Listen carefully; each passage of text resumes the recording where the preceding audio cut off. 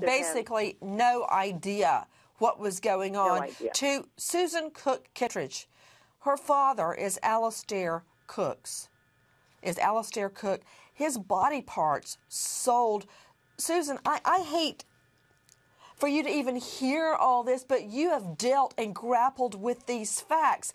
When did you learn your father had fallen victim to basically a human chop shop? I learned, Nancy, first about it 18 months after my father died, when I received a telephone call from a detective at the Brooklyn District Attorney's Office, and he asked me if I had heard of the ongoing investigation, and I hadn't. And then he told me that he believed that my father's body was one of the bodies that had been stolen.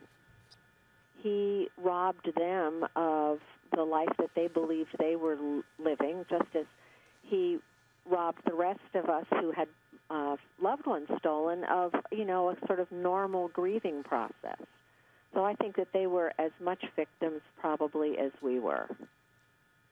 I'm going to go now to Susan Cook Kittredge. Her father, the world-renowned Alistair Cook, who I'm sure you've all either heard of or seen on TV, the host of Masterpiece Theater.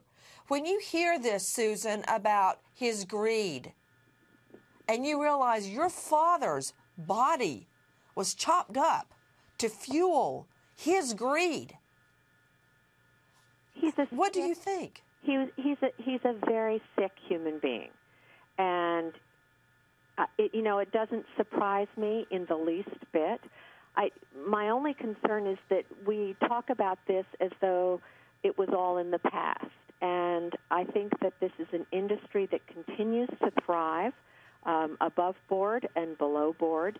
It's a question of supply and demand. If you ask yourself how many people you know who've had any kind of knee replacement or tendon work or dental implants, you're going to say that you've heard of lots of people. We all have. And then ask yourself how many people you know have willingly donated their body parts.